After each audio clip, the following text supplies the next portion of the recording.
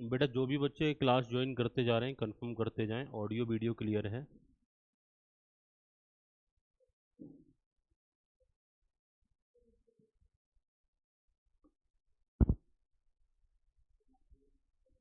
जो भी बच्चे क्लास ज्वाइन करते जा रहे हैं कंफर्म करते जाएं, ऑडियो वीडियो क्लियर है।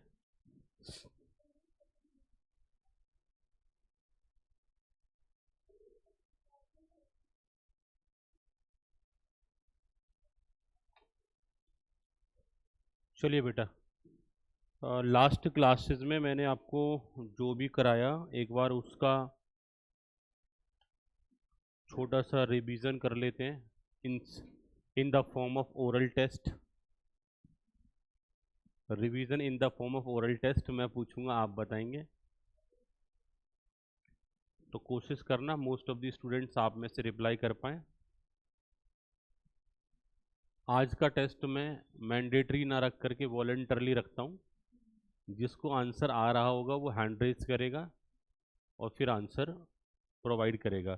एक से ज़्यादा हैंड रेज होते हैं तो फिर मैं खुद से ही वॉलंटरली क्वेश्चन पूछ लूँगा किससे पूछना है। तो आंसर बताना नहीं है, सिर्फ हैंड रेज करना है। बच्चों लास्ट क्लासेस में जो हमने डिस्कशन किया, हेलो, लास्ट क्लासेस में जो हमने डिस्कशन किया उस डिस्कशन के बेसिस पर ये कुछ क्वेश्चंस रेज करेंगे आज।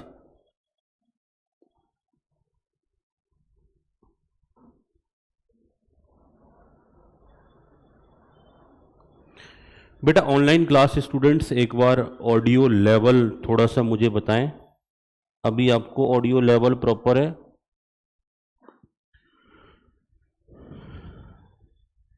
आज आई थिंक हो सकता है आपको सुबह से थोड़ा स्लो आवाज सुनाई दे रहा होगा। अभी जल्दी से कन्वे करें, ऑडियो लेवल प्रॉपर है?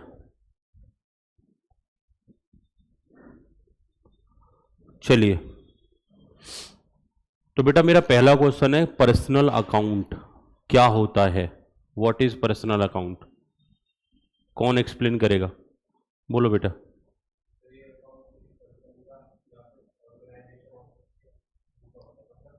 मतलब नेचुरल पर्सन का अकाउंट पर्सनल अकाउंट होगा, आर्टिफिशियल पर्सन का अकाउंट पर्सनल अकाउंट होगा, और बेटा किसी पर्सन से रिलेटेड होगा। इसके अलावा कुछ कहना चाहते हो इसके बारे में?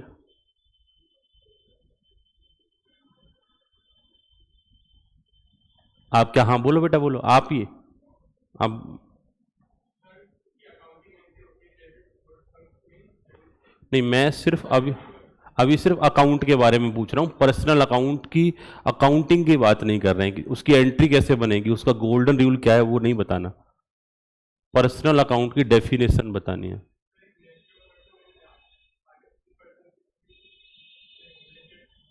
नेचुरल और आर्टिफिशियल दोनों पॉइंट बढ़िया से कन्वे कर दिए आपने।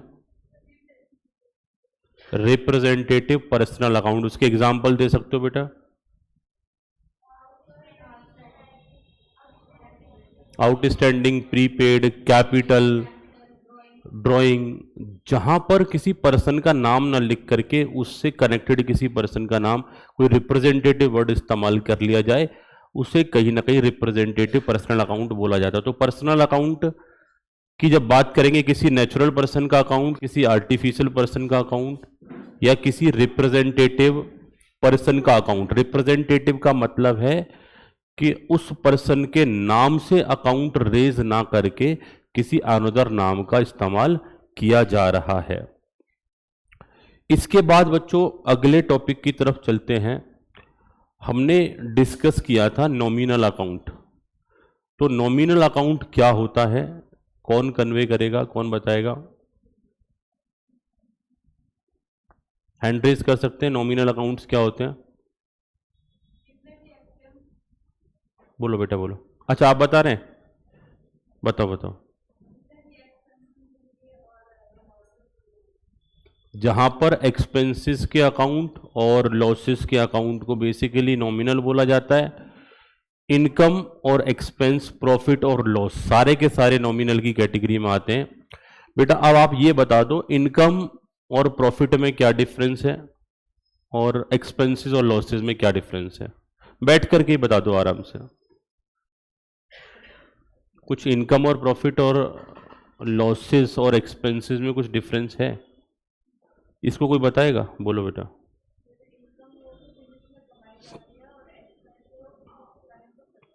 इनकम बिजनेस में जो भी इनफ्लो है वो इनकम बता रहे हैं, और आउटफ्लो जो हमने अमाउंट इनकर्ड कर दिया, खर्च कर दिया, वो एक्सपेंसेस।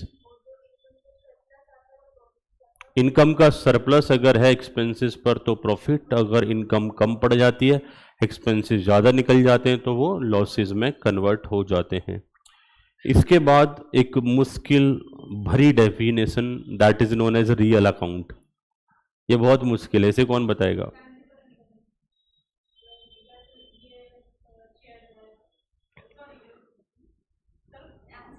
हाँ कोई बात नहीं, आराम से बता दो। देखो, जब भी हम भीड़ में बैठे होते हैं ना, हमारे साथ एक समस्या होती है, ये एक नर्वसनेस जेन्युइनली ह्यूमन नेचर है, आती है। और ये ख़त्म कैसे होती है? ये ख़त्म होती है बार बार ट्राई करने पर। पहली बार में थोड़ा सा कॉन्फिडेंस कम बनेगा, फिर और ज़्यादा कॉन्फिडेंस, फिर और ज़्यादा, ऐसे करके आप रिलैक्स तरीके से आंसर दे सकते हो।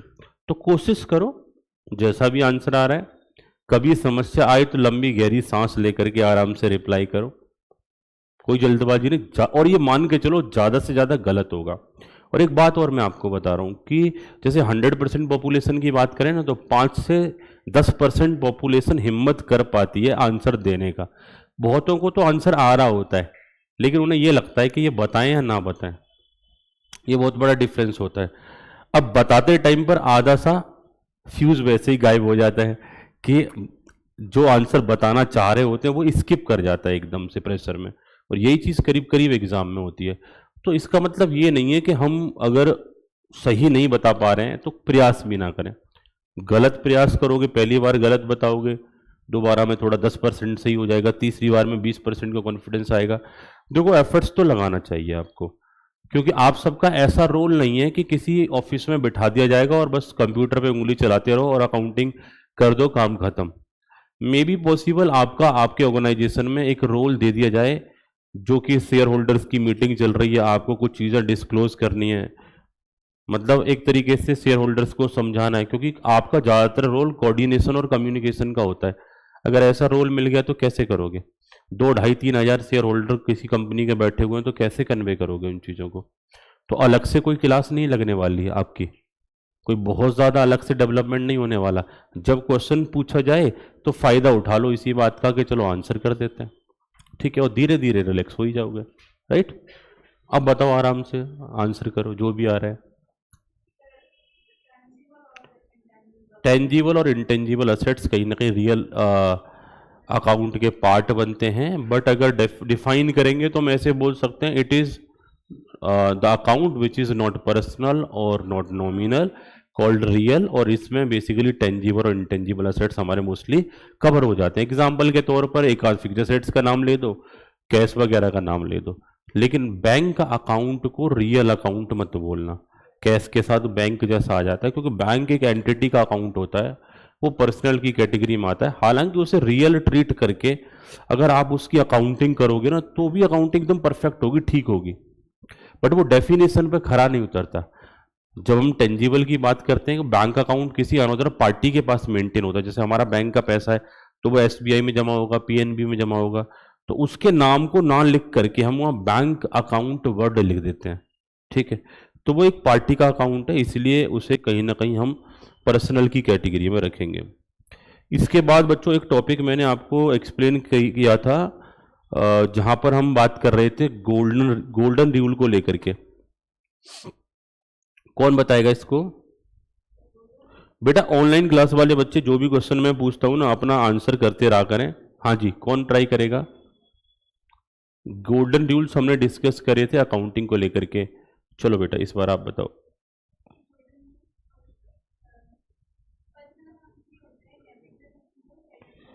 पर्सनल अकाउंट एक पर्सन का अकाउंट होता है, और इन्होंने बोला पर्सन के लिए रिसीवर को डेबिट करेंगे, गिवर को क्रेडिट। और बेटा आगे?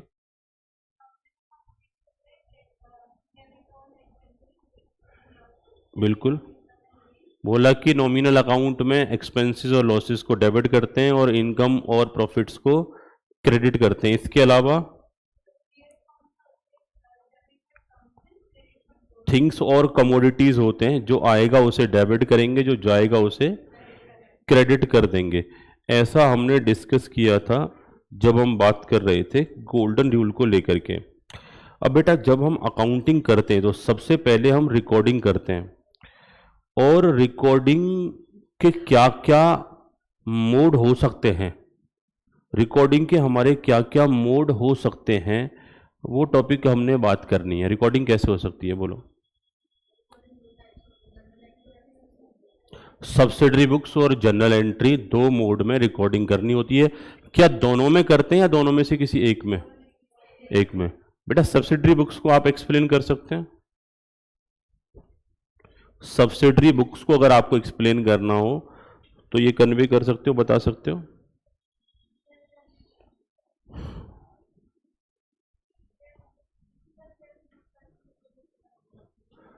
बोला कि सर सब्सिडरी बुक्स में वेरियस बुक्स मेंटेन करने होते हैं। 7 सब्सिडरी बुक्स हमारा बेसिकली मेंटेन करते हैं, बट हर बार 7 नहीं बनानी होती, जैसा हमें जरूरत है उस हिसाब से बना लो। सेल परचेज दोनों के रिटर्न, बीआर और बीपी और कैश बुक। अब कौन सी वाली बुक्स में कौन से ट्रांजैक्शन रिकॉर्ड किए जाते हैं ये कौन बताएगा? किस सब्सिडरी बुक्स में किस टाइप के ट्रांजैक्शन रिकॉर्ड किए जाएंगे? बेटा बोलो, पीछे ट्राई करो। कैश बुक में इन्होंने बताया सारे कैश ट्रांजैक्शन, चाहे किसी भी नेचर के हों। और परचेज बुक में बता रहे हैं ये परचेज से रिलेटेड सारे ट्रांजैक्शन, क्रेडिट परचेज। ये याद रखना, कई बार फ्लो में हम बोल देते हैं ऑल परचेज रिलेटेड ट्रांजैक्शन, वो गलत हो जाएगा क्योंकि cash transaction already cash book में जा चुके हैं। ये एक बिगेस्ट मिस्टेक होती है, इसके अलावा ज्यादा कोई मिस्टेक देखने को मिलेगी नहीं। सेल बुक में सेल से रिलेटेड ट्रांजैक्शन, वो भी कौन से वाले? क्रेडिट वाले। सेल रिटर्न और परचेज रिटर्न में क्रेडिट वाला सेल और परचेज रिटर्न। इसके अलावा बीआरबीपी में बीआरबीपी से कनेक्टेड ट्रांजैक्शन हो जाएंगे, कैश बुक में हमारे कैश से कनेक्टेड ट्रांजैक्शन हो गए। ये मुद्दे हमने डिस्कस करे थे, और लास्ट क्लास में मैंने आपको डिस्कस करा था बच्चों ऑब्जेक्टिव ऑफ अकाउंटिंग थ्योरी में। कौन बताएगा ऑब्जेक्टिव ऑफ अकाउंटिंग? थोड़ा थोड़ा सा रिवीजन करते रहो, बोलो बेटा।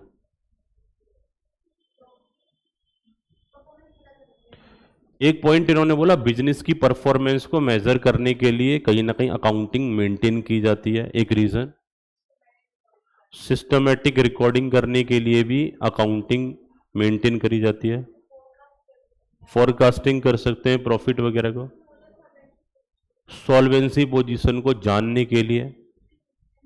डिसीजन मेकिंग बेहतर तरीके से करना होता है, उसके लिए इंफॉर्मेशन की रिक्वायरमेंट होती है, वो इंफॉर्मेशन कहीं ना कहीं अकाउंट से मिलती है। और एक और इन्होंने इंपॉर्टेंट पॉइंट बताया, फाइनेंशियल पोजीशन जानने के लिए भी अकाउंटिंग मेंटेन करते हैं। देखो क्लासरूम में आप सबको बिठा दिया जाए, पेपर बांट दिया जाए और बोला मिलजुल के कर लो, तो सारे बच्चे पेपर सही कर आएंगे। पर समस्या क्या, हर किसी को सारी बातें याद नहीं आती। तो यही प्रयास करना है आपको कि हर किसी को सब कुछ याद आ जाए और वो बार बार रिवीजन से आएगा, राइट। एक दूसरे की मदद करके तो बहुत कुछ कर सकते हो आप। Functions of accounting, functions of accounting, चलो पीछे से बताने दो बेटा, बोलो। अच्छी फॉर्म में चल रहे हो आजकल तुम, ठीक है, हाँ जी। फंक्शंस ऑफ अकाउंटिंग में डिसीजन मेकिंग, हाँ कह सकते हो, कंपैरिजन कर सकते हैं, टैक्स का आइडेंटिफिकेशन करके कहीं ना कहीं पता लगा सकते हैं, फॉरकास्टिंग कर सकते हैं। यही मेजर हमारे फंक्शंस थे। कंट्रोल कर सकते हैं, गवर्नमेंट रेगुलेशंस और टैक्सेशन वाला पॉइंट हमने कवर किया। बुक कीपिंग और अकाउंटिंग का डिफरेंस कौन बताएगा? और कोई बच्चा नया भी तो कोई ट्राई करो। क्या बाकी सारे बच्चे क्लास में बस सर सुनने के लिए आए थे, हम रिवीजन नहीं करना? देखो बेटा, मुझे मत सुनो, मुझे जाके एग्जाम में नहीं लिखना। सिर्फ मेरी परफॉर्मेंस मत दिलवाओ क्लास में, मेरी परफॉर्मेंस के बाद आपकी परफॉर्मेंस आ जानी चाहिए। कॉन्टिन्यूस रिवीजन करो तभी जाके सफलता मिलेगी। कोई भी क्वेश्चन इनमें से आ सकता है। बुक कीपिंग और अकाउंटिंग, कौन आप बता रहे हैं? बोलो बेटा। अच्छा चलो, पीछे दिया बता रही है इस बार। हाँ बोलो बोलो बेटा।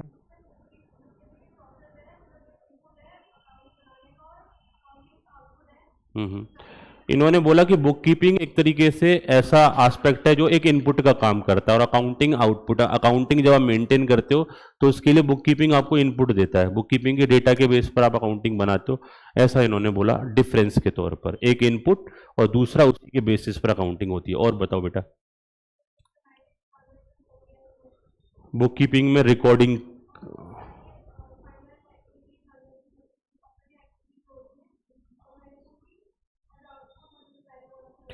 मतलब बेसिकली आप कहना कुछ मुझे लगता है ऐसा चाहते हो कि सर उधर तो सिस्टमेटिक रिकॉर्डिंग होती है और उधर जा करके हम उसी को समराइज कर रहे होते हैं फाइनेंस, जब अकाउंटिंग हम कर रहे होते हैं। बुक कीपिंग में रिकॉर्डिंग और क्लासिफिकेशन होता है, तो कहीं ना कहीं अकाउंटिंग में समराइजेशन एक्टिविटी भी इंक्लूड होती है। नहीं, क्योंकि अकाउंटिंग ऑलरेडी बुक कीपिंग को शामिल करता है। बुक कीपिंग हमारा प्राइमरी फेज होता है, उसके बाद का जो वर्क होता है वो अकाउंटिंग में होता है। सेकेंडरी एस्पेक्ट हमारा अकाउंटिंग में होता है। बुक कीपिंग एक इनपुट प्रोवाइड करता है, उसी इनपुट के बेसिस पर अकाउंटिंग मेंटेन होती है। Book keeping is a part of accounting, और जब हम अकाउंटिंग की बात करते हैं तो कहीं ना कहीं वो वाइडर स्कोप होता है as compare to book keeping. Accounting आपको ऐसे रिजल्ट प्रोवाइड करता है जिसके बेसिस पर आप समराइज रिजल्ट प्रोवाइड करता है, जिसके बेसिस पर आप डिसीजन मेकिंग कर सकते हो। बुक कीपिंग आपके रिकॉर्ड को मेंटेन करता है, जिससे आप फर्दर समरी वगैरह फर्दर अकाउंटिंग के प्रोसेस को एग्जीक्यूट कर सकते हो। टेक्निकली बात करें तो रिकॉर्डिंग और क्लासिफिकेशन दो एक्टिविटीज आपकी बुक कीपिंग में आ जाती हैं, recording activity and classification activity. Classification के बाद जैसे ही ट्रायल बना, बुक कीपिंग का प्रोसेस खत्म, और उसके बाद वाला जो समराइजेशन होता है वो अकाउंटिंग का पार्ट होता है। अब सर अब ये ऐसा मिसकंसेप्शन मत बना लेना कि क्लासिफिकेशन के बाद अकाउंटिंग स्टार्ट होता है। अकाउंटिंग में रिकॉर्डिंग भी आता है, बुक कीपिंग भी आता है और समराइजेशन भी आता है, जबकि सिर्फ क्लासिफिकेशन तक का जो पार्ट होता है वो बुक कीपिंग का पार्ट होता है। तो मतलब accounting also include book keeping. ये मुद्दा हमने डिस्कस किया था। फिर इसके बाद हमने एक अकाउंटिंग साइकिल की बात कर ली थी। अकाउंटिंग साइकिल कौन बताएगा स्टार्टिंग से लेके एंड तक? और कोई बच्चा ट्राई करो, बोलो बेटा। अकाउंटिंग साइकिल बोला, रिकॉर्डिंग कर लिया। रिकॉर्डिंग करते टाइम पर बेसिकली हम जर्नल बना लेते हैं और उसके बाद लेजर बना लेते हैं, देन आफ्टर ट्रायल बैलेंस, और इसके बाद एडजस्टमेंट कर लेते हैं, और एडजस्टमेंट करने के बाद adjusted trial balance, then after हम फाइनल अकाउंट प्रिपेयर कर लेते हैं। ठीक है। इसके बाद बच्चों एक टॉपिक हम डिस्कस कर रहे थे, करंट असेट्स। करंट असेट्स कौन बताएगा? बोलो बेटा अदिति।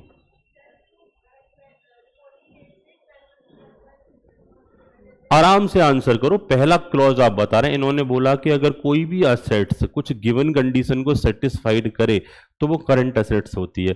उनमें से एक कंडीशन आप बता रहे हो, कौन सी कंडीशन है बेटा? रिपोर्टिंग डेट पर खड़े होकर के हमें ऐसा लगता है कि ये असेट्स अगले 12 महीने के दौरान, अगले 12 महीने, आने वाले 12 महीने के दौरान इससे पैसा मिल जाएगा, तो उसे करंट असेट्स बोला जाता है। बात क्लियर? रिपोर्टिंग डेट मतलब बैलेंस शीट डेट पर हम ये डिसाइड कर रहे हैं कि भाई ये हमारा आइटम है, ये अगले 12 महीने के दौरान सेल हो जाएगा और इससे पैसा हमें मिल जाएगा, तो वो कैसा आइटम होगा? Current assets. जैसे बैलेंस शीट डेट पर हमारे डेटर्स हैं, अगर हमें लगता है कि इस डेटर से पैसा अगले 12 महीने के अंदर मिलने वाला है, तो वो कैसा आइटम हो जाएगा? करंट असेट्स बन जाएगा। हमें लगता है कि ये डेटर हमको पैसा देगा 12 महीने के बाद जाकर के, तो वो नॉन करंट हो सकता है, provided that other condition fulfil ना हो पाए। और अदर कंडीशंस क्या क्या है? रियलाइज विद इन 12 मंथ की कंडीशन तो हमारी होगी from the date of balance sheet. दूसरा कंडीशन है realised within operating cycle period. और ऑपरेटिंग साइकिल पीरियड अलग अलग एंटिटी का अलग अलग होता है। किसी का 12 महीने हो सकता है, किसी का 6 महीने हो सकता है, किसी का 18 महीने हो सकता है। अगर 12 महीने हुआ तो कंडीशन नंबर फर्स्ट और कंडीशन सेकेंड दोनों एक जैसी हो जाएंगे। अगर वो 18 महीने हो गया तो फिर हम ये डिसाइड करेंगे बैलेंस शीट डेट पर खड़े होकर के, हम ये चेक करेंगे कि ये डेटर से पैसा क्या हमारा अगले 18 महीने के अंदर मिलने वाला है। अगर आंसर यस में आता है तो वो करंट, अगर नो में आता है तो वो नॉन करंट, राइट। इसके अलावा जो असेट्स हमारा ट्रेड के पर्पज से मेंटेन किया जाता है वो कहीं ना कहीं करंट असेट्स होता है। जैसे स्टॉक इन ट्रेड, हम पहले दिन से ये डिसाइड कर लेते हैं इसे तो हम कभी भी सेल कर सकते हैं।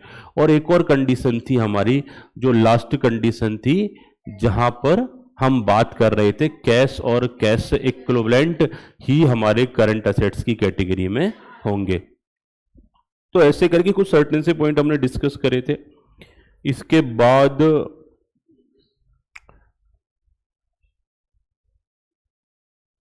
जो करंट असेट्स नहीं होंगे वो क्या बन जाएंगे बच्चों, नॉन करंट असेट्स। तो लास्ट एग्जाम्पल हमारा, लास्ट टॉपिक हमारा चल रहा था ड्राइंग का चल रहा था, और अभी हमें स्टार्ट जो करना था वो नेटवर्थ से स्टार्ट करना था, राइट। इसी टॉपिक से स्टार्ट करना था बेटा। चलिए, बस मेरा कहना आपको इतना है, देखो ऐसा नहीं है कि मुझे आपका टेस्ट लेकर के बेइज्जत करने में मजा आता है।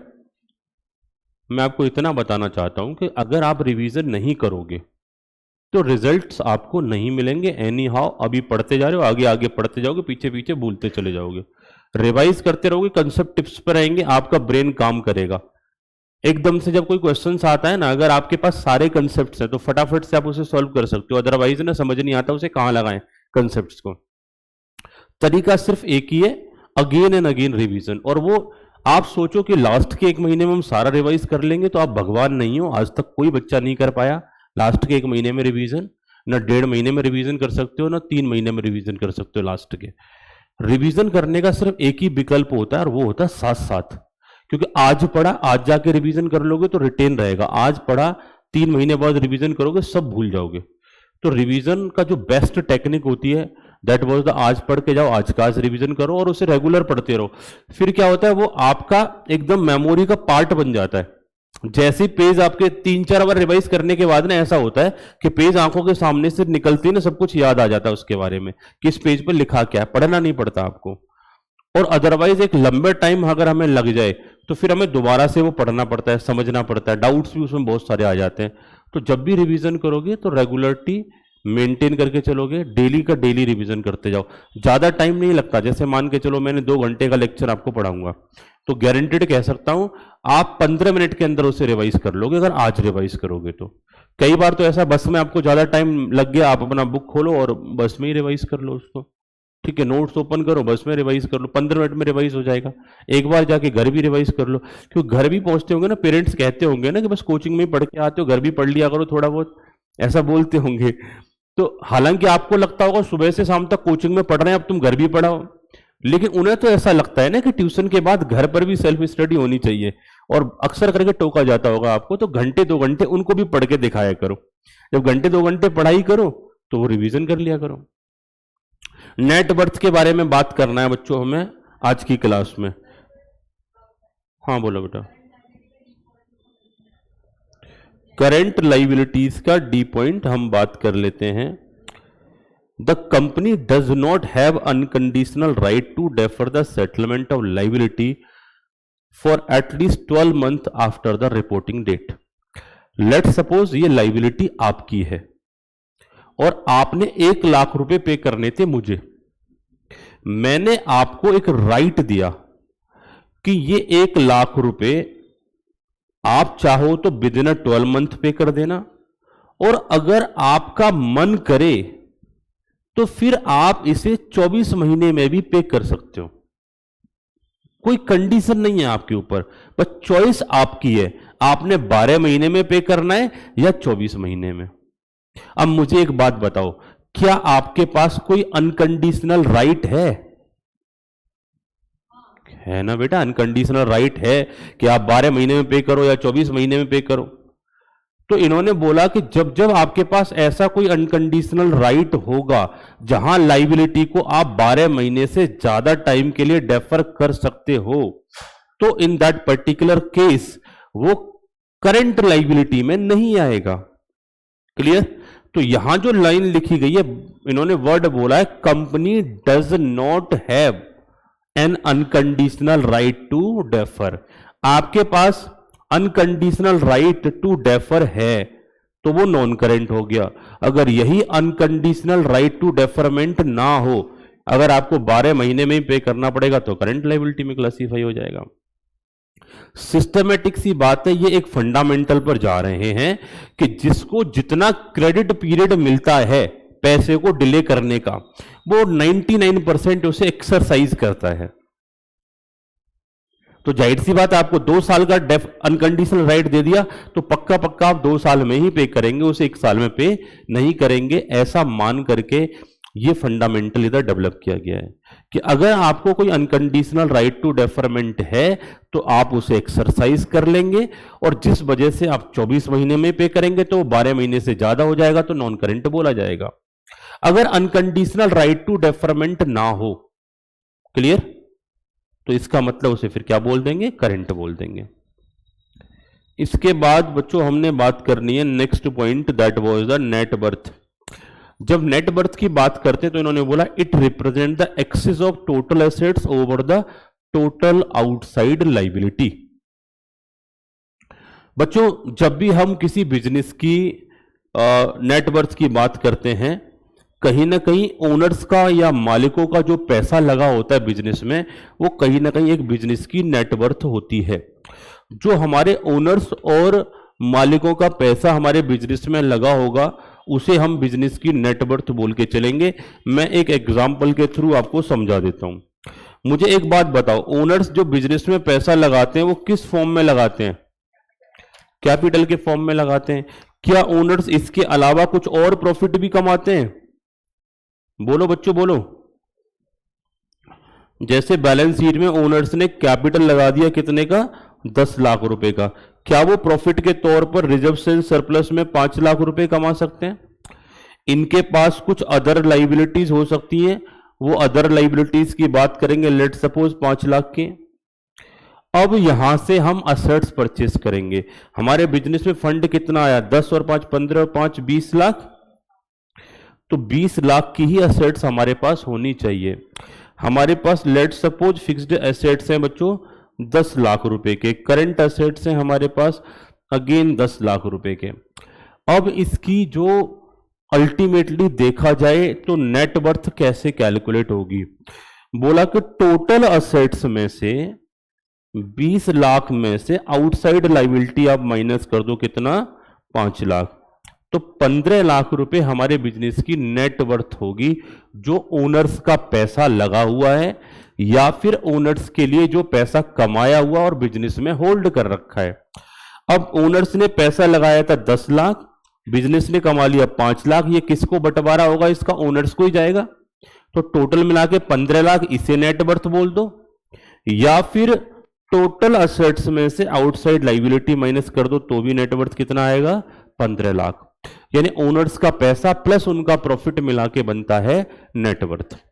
अब एक बार डेफिनेशन को देख लेते हैं कि हमारा नेट वर्थ का डेफिनेशन क्या कहता है।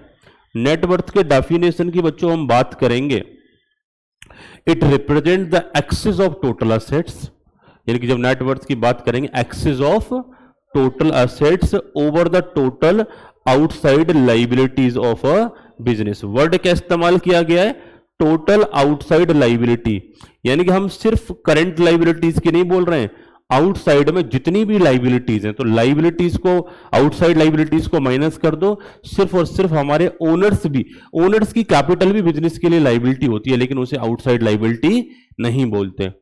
तो इन्होंने बोला कि टोटल आउटसाइड लायबिलिटीज को माइनस कर दो, जितने भी लोन्स हैं, एडवांसेस हैं, current liability, non current liability, सारी लायबिलिटी माइनस कर दो, but capital plus reserve and surplus को मेंटेन कर लेना।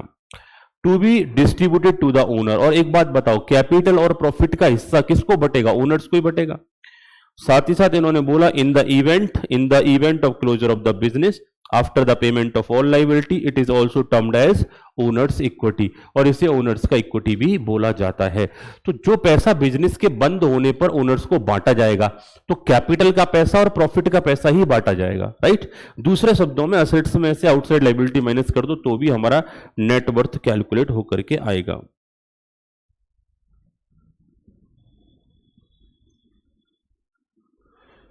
बेटा आपका एक क्वेश्चन आ रहा था संजना, आपका एक क्वेश्चन आ रहा था कि सर ऑपरेटिंग साइकिल अगर 28 मंथ का हो तो वो करंट असेट्स होगा। बिल्कुल, जब भी कोई भी असेट जिसका ऑपरेटिंग साइकिल हमारा 28 महीने का, 30 महीने का, 50 महीने का, 5 साल का है, 10 साल का है, ऑपरेटिंग साइकिल पीरियड हमारे बिजनेस का जो है उसके बेसिस पर हम करंट और नॉन करंट डिसाइड करेंगे। Within operating cycle period आ जाए, within operating cycle period आ जाए, साथ ही साथ में, या फिर वो पर्टिकुलर एसेट्स हमारी रियलाइज हो जाए विद इन 12 मंथ।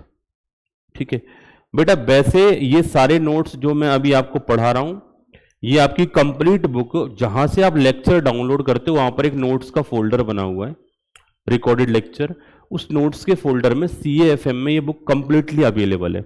इसको अलग से सेंड करने की जरूरत नहीं, आप एक बार चेक कर लेना, ना मिले तो मुझे दोबारा से इंटीमेट कर देना। अगले आइटम की तरफ चलते हैं बेटा, नॉन करेंट इन्वेस्टमेंट। अब इन्वेस्टमेंट की बात करते हैं तो करंट और नॉन करंट इन्वेस्टमेंट दो कैटेगरी में हम इन्वेस्टमेंट को बांट सकते हैं। इन्वेस्टमेंट टेक्निकली होता क्या है कि हमारा अनप्रोडक्टिव मनी है, उसे कहीं ना कहीं जब हम प्रोडक्टिव मनी में कन्वर्ट करते हैं, that is known as investment. पैसा हमारे घर के लॉकर में पड़ा हुआ है, क्या वो 1 लाख रुपए रखा था लॉकर में, रखे रखे वो 1.5 लाख बन जाएगा? ये एक वो बचपन में पंख हुआ करता था, जैसे विद्या बोलते थे आप कि किताब में 1 रख दो 2 हो जाएंगे। ठीक है, वो एक मिसकंसेप्शन होता था, ऐसा वास्तविकता में कुछ नहीं होता। तो जब जब हम बात करते हैं, यहां पर भी कोई अपने आप से तिजोरी में रखा रखा पैसा अपने आप से नहीं बढ़ता, उसे तिजोरी से बाहर निकालना पड़ेगा, किसी के बिजनेस में लगाना पड़ेगा और वो हमें रिटर्न देगा, और उस रिटर्न के बेसिस पर हम कह सकते हैं कि भाई हमने कुछ अर्न कर लिया, कमा लिया। तो अब अपनी अनप्रोडक्टिव मनी को किसी के यहां इन्वेस्ट कर देने को बेसिकली बोला जाता है कहीं ना कहीं इन्वेस्टमेंट। बात क्लियर? तो जरा एक बार डेफिनेशन की तरफ जाते हैं।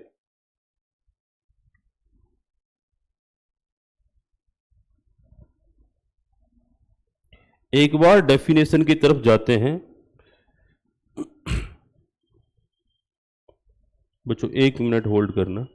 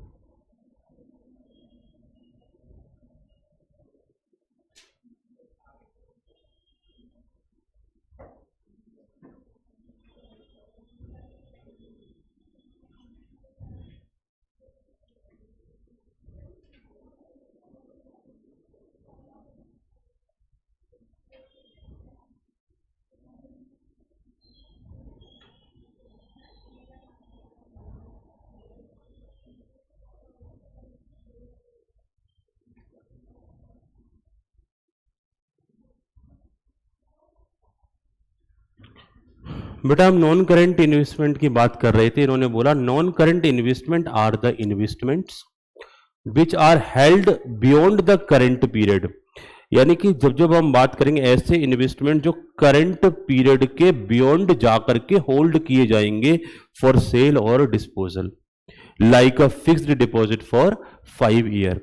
बोला जो हमारा करंट टाइम पीरियड है उसके बाहर जाकर के अगर कोई इन्वेस्टमेंट होल्ड करते हैं वो नॉन करंट की कैटेगरी में आएंगे। जब ऑन द अदर हैंड जब हम करंट में जाएंगे तो ये डेफिनेशन और ज्यादा हमारी क्लियर हो जाएगी। जैसे नॉन करंट में तो हमने बोला कि भाई करंट पीरियड के बियॉन्ड जाकर के होल्ड होंगे, उन्हें बोला जाएगा नॉन करंट इन्वेस्टमेंट। अब मुद्दा ये उठता है कि करंट पीरियड कहां तक रहता है? करंट पीरियड किसे बोलेंगे? तो ये क्लियर होगा करंट इन्वेस्टमेंट से। Current investment are investment that are by their nature readily realisable. बोला कि ये करंट इन्वेस्टमेंट, पहली बात तो ऐसे इन्वेस्टमेंट होंगे जो रेडी रहते हैं ईच एंड एवरी टाइम, उन्हें सेल किया जा सकता है। जैसे आपने एक एडवर्टाइजमेंट देखा होगा, 1 सेकंड में पैसा म्यूचुअल फंड में, 1 सेकंड में पैसा आपके बैंक अकाउंट में। तो ये जो एग्जाम्पल है, ये जो एडवर्टाइजमेंट आ रहा है, वो ये कन्वे करता है कि अगर इधर इन्वेस्टमेंट करोगे वो रेडली रियलाइजेबल होगा, मतलब जब चाहो तब उसे सेल कर सकते हो। लेकिन सिर्फ इन्होंने करंट इन्वेस्टमेंट के लिए रेडली रियलाइजेबल नहीं बोला, इसके बाद इन्होंने एक और कंडीशन लगा दी, and are intended to be held for not more than 1 year. बोला रेडली रियलाइजेबल होंगे, ये बात तो समझ में आती है कि जब चाहो तब सेल कर दो, बट आपकी इंटेंशन 1 साल से ज्यादा उन्हें होल्ड करने की नहीं है।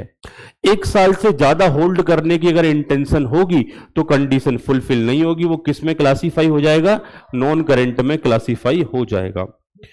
लेकिन ये समस्या वाली बात यह है कि हमने बोला कि रेडली रियलाइजेबल होना चाहिए और 1 साल से ज्यादा होल्ड करने की कहीं ना कहीं आपकी इंटेंशन ना हो। मुद्दा ये आएगा कि सर 1 साल कब से काउंट करने? जिस दिन खरीदा उस दिन से, या ईयर एंड से काउंट करने, या ईयर के मिड से काउंट करने? कोई तो डेट होगी जिस दिन से 1 साल काउंट करना है। तो हमने जो 1 साल काउंट करना है from the date on which such investment is made.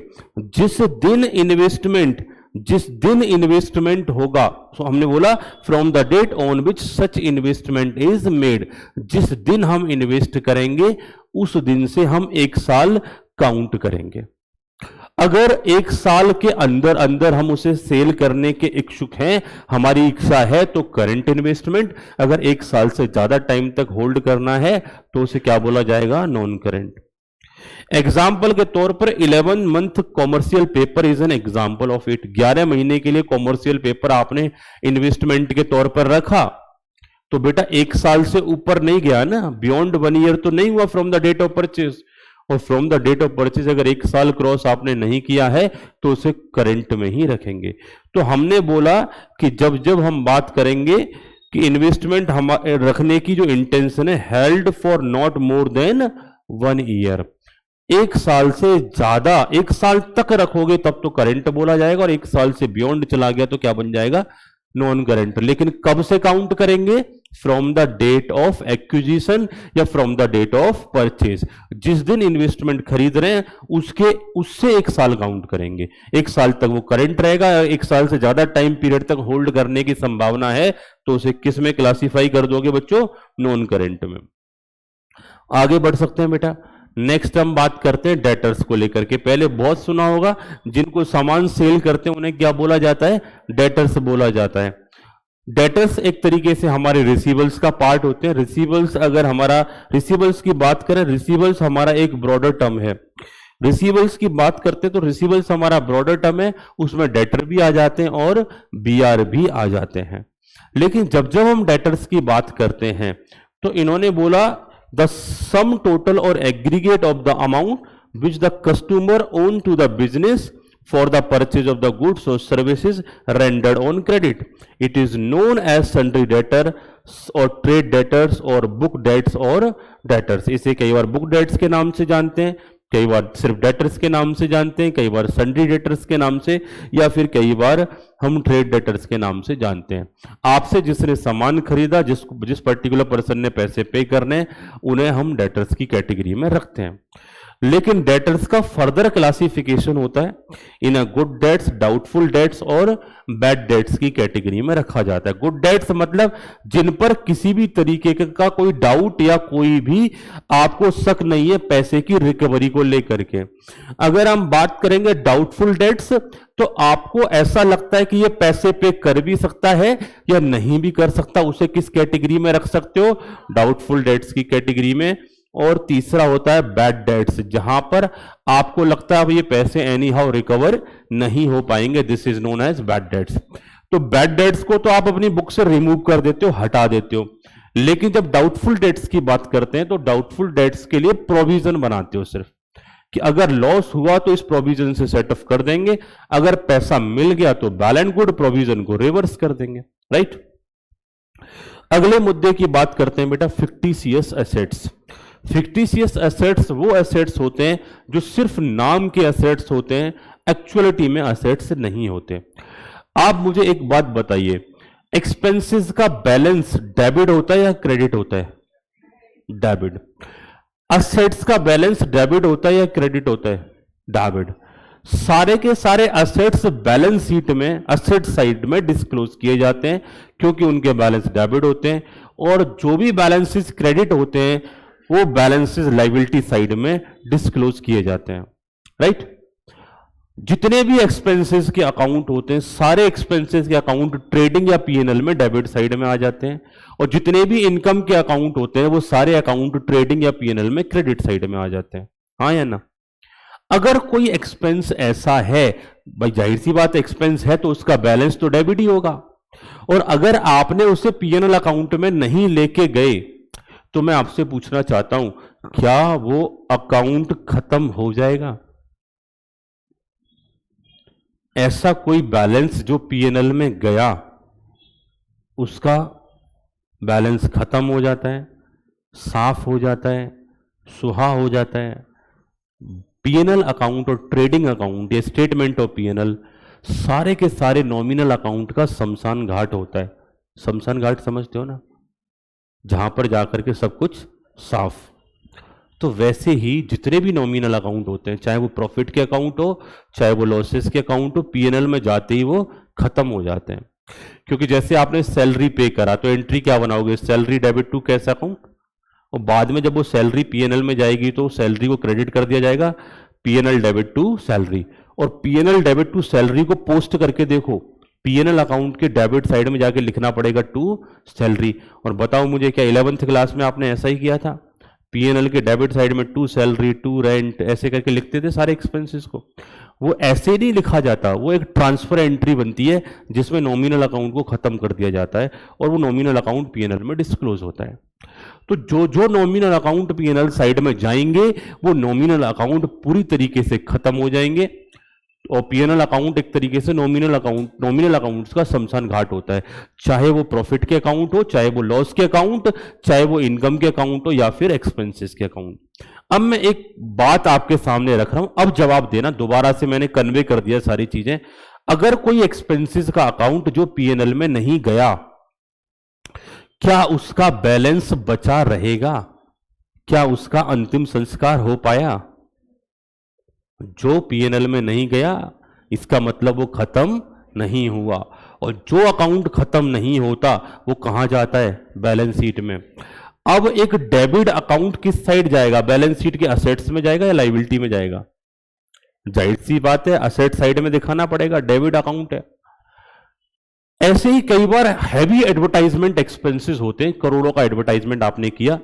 हमारा प्रयास ये होता है कि भाई आज करोड़ों का एडवर्टाइजमेंट कर रहे हैं, इसका बेनिफिट हमें अगले 5 साल तक मिलेगा, और पहले ही साल के पीएनएल में उस एडवर्टाइजमेंट के खर्चे को डाल दो तो पहले साल में लॉस आ जाएगा, और जैसे ही लॉस आएगा तो बहुत सारे लोगों का आपके ऊपर से विश्वास उठना चालू हो जाएगा।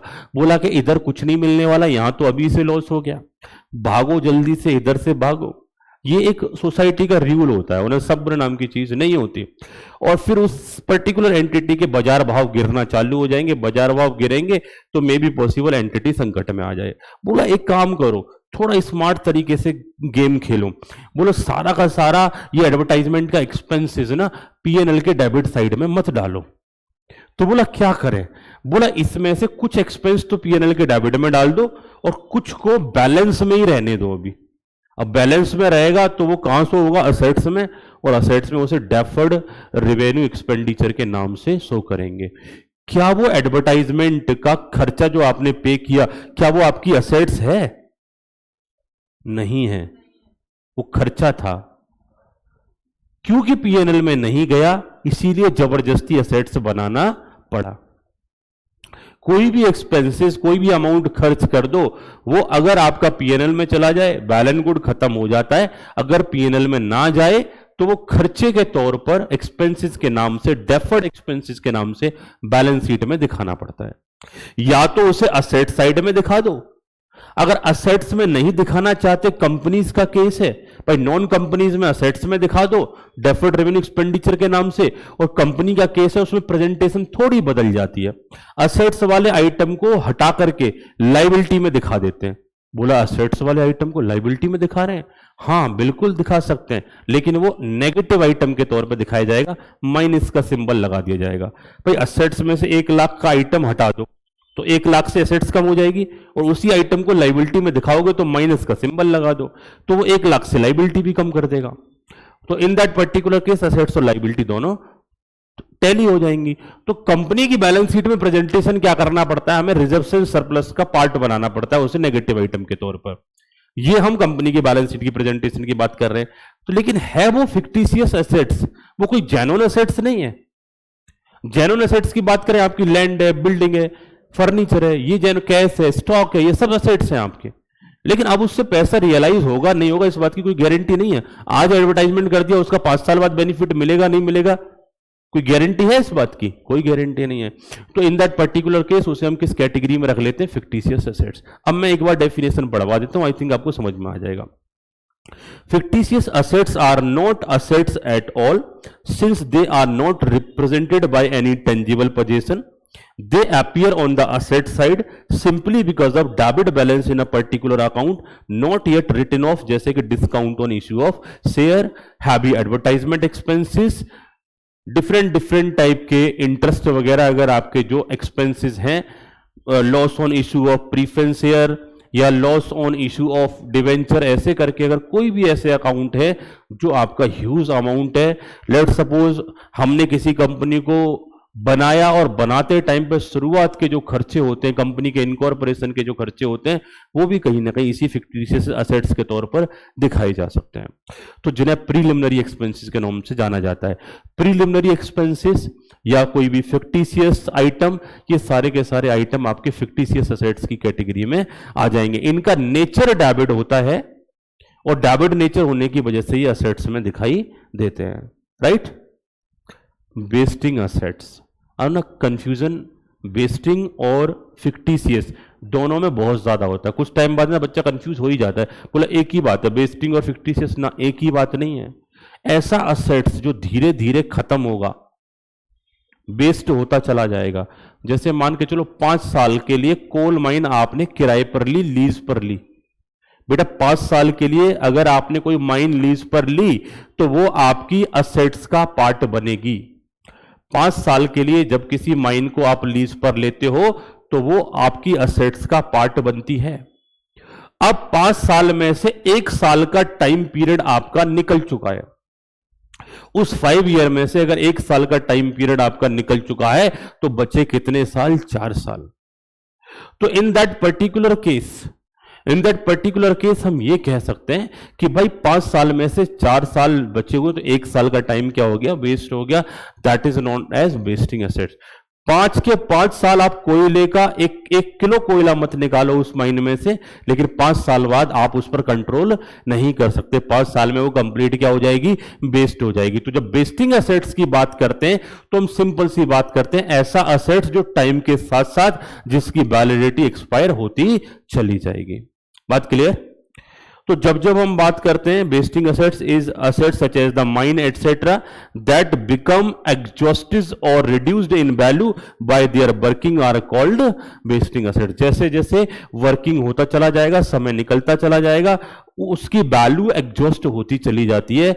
दैट मीन्स उसे हम वेस्टिंग एसेट्स के तौर पर रख सकते हैं। एग्जाम्पल के तौर पर हमने यहां पर कोल माइंस वगैरह या अदर डिफरेंट टाइप की माइंस को हम रख सकते हैं।